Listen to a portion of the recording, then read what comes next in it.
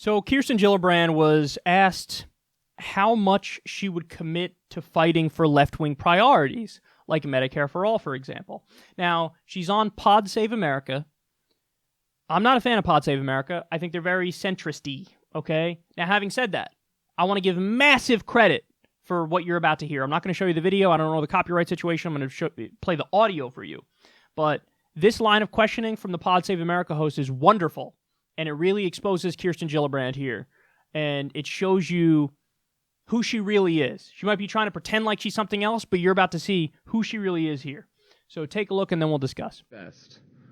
You, as president, would have a Democratic majority in the House and a narrow Senate majority. Certainly not 60 votes, right, after this election.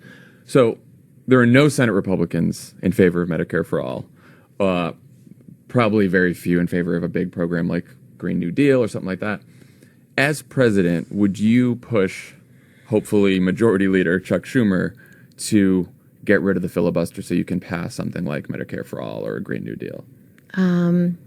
The filibuster is mostly gone now, so it barely exists. No, I think... Well, that's why I'm sort of thinking like... It barely exists. It barely exists. There's pretty much a 51 vote threshold now for everything. Right. The only part we had left in place was for Supreme Court justices, and Mitch just took that away. So I think it's useful to bring people together, and I don't mind that you have to get 60 votes for cloture because you're trying to get people to a point where, and that's a term of art for your listeners, it just means that you're done with debate. And so you will urge people to have at least 60 votes to say we're done with debate.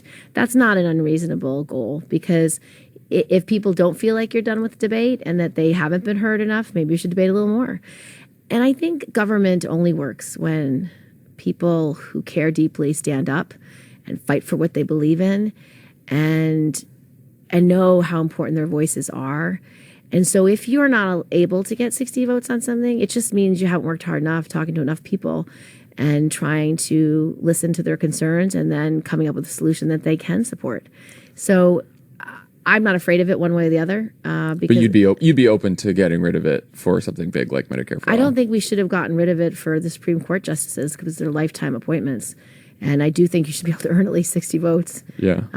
But I'll think about it. I believe I can work well under either system because if you don't have 60 votes yet, it just means you haven't done enough advocacy and you need to work a lot harder. That's a terrible answer. That's a really, really bad answer. First of all, just as a matter of principle, don't care whether it's Republicans in charge or Democrats in charge. The idea of having 51 be the number, just a majority, yeah, that's democracy. That's what that is. That's, okay, we have the most votes. I guess we win this one. So, that's not me saying eliminate the veto. I like the idea of a veto, but to make it 60 votes, well, you're not going to get anything done, ever. Because then you need a supermajority in order to get anything done for either party. And that's ridiculous. And now, for those of you who don't know, the way the filibuster works is all the opposition party has to do is just declare it. Because if you watch the old movie Mr. Smith Goes to Washington and you see him filibuster, you think like, oh, in order to filibuster, you have to actually stand up there and talk for days and days and days. No, the way it works now is you just declare, we are filibustering. And you don't have to talk for days and days and days, and then they now need 60 votes in order to get anything passed. So, first of all, as just a point of principle, that's stupid. That's dumb. It should be 51, okay? Now, having said that, what she's doing here, she's conceding up front. She's saying, no, I'm not gonna play tough politics. I'm not gonna fight. I'm not gonna twist arms. I'm not gonna make it 51 votes in order to pass our agenda. So that means even if you get 59 Democrats elected in the Senate, you're not going to get Medicare for All. Because she basically said, you should have to get 60 votes. You're never going to convince Republicans to be from... 0 Republicans were even for Obamacare. That was their original idea. That's not opinion, that's not conjecture, that's a fact. That Obamacare came out of the Heritage Foundation. It was a right-wing think tank idea. How do I know that? And why was that? Because it kept the for-profit health insurance companies in control. So that's why Newt Gingrich used to support it in the 90s. Chuck Grassley used to support it in the 90s. Mitt Romney's plan in Massachusetts, that's what it was.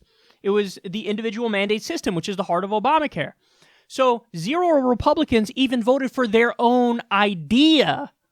And you think you're going to get any Republican votes for a public option? You think you're going to get any Republican votes for Medicare for all? You're going to have to fight your own party. You're going to have to fight the Blue Dogs. Literally, you're going to have to twist arms with the Blue Dogs. See, Kirsten Gillibrand is done. You can't support Kirsten Gillibrand because what this is it's a white flag.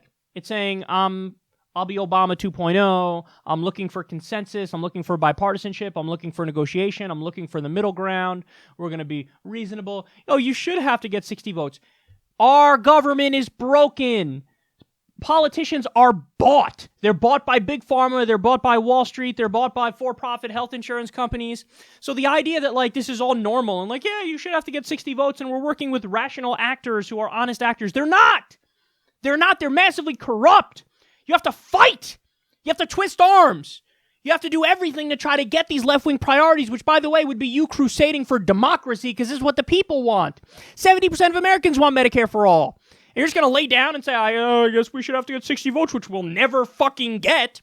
So you're conceding on Medicare for all up front. Thank you for telling us. Now we know. You're done. We're not voting for you. We need a president who's going to say, Medicare for all, okay, and here's how it's going to work. Oh, let's say we have 55 Democrats in the Senate. Okay, well, all we need is 51 in order to pass it. Let's say that even if those are the facts, we only have 50. Okay, well, get me one of the Blue Dogs, sit him in my office, and here's what I'm going to do. I will tell them straight up, if you vote for this bill, you're going to get everything you want. I'm the president. I'm massively popular. You're an obscure senator. I will come personally campaign for you. We will financially back you. If you vote the right way, there's going to be perks. Now, if you vote the wrong way, your career's over. I will personally campaign against you. We're going to primary you in your state. You're going to lose. I will not do a single press conference where I don't talk about how you're terrible and you're bad for the country and you're wrong and 70% of Americans disagree with you and you're doing the bidding of for-profit health insurance companies and you're corrupt. So, hey, man, you choose the path. You vote for the bill, the world opens up to you. You vote against it, your career's over. And you will be shamed and embarrassed on the world stage. That's how you play politics. You twist arms. FDR knew how to do that. Even when he wanted to, Lyndon B. Johnson knew how to do that. But Bill Clinton was the neoliberal centrist. I'm above the fray. I agree with Republicans a lot of the time, and sometimes with Democrats. I did not have sexual relations with that woman. And that's from the 1990s and on, that's the Democrats. The Democrats are, we're so centrist, we're so reasonable. You should be able to get 60 votes if you really want something. Totally out of touch with the times, not committed to a left-wing philosophy. Step out of the way. You're done. Not interested in you. You wouldn't get Medicare for all. The time has come. People can't wait any longer, man. 32,000 to 45,000 people die every year because they don't have access to basic health care. Under Trump, 7 million more people lost their health insurance, okay? Time is not for half measures, middle grounds. It's time for radical change, okay? That's what it is. And you're obviously not going to fight for it, so you're done.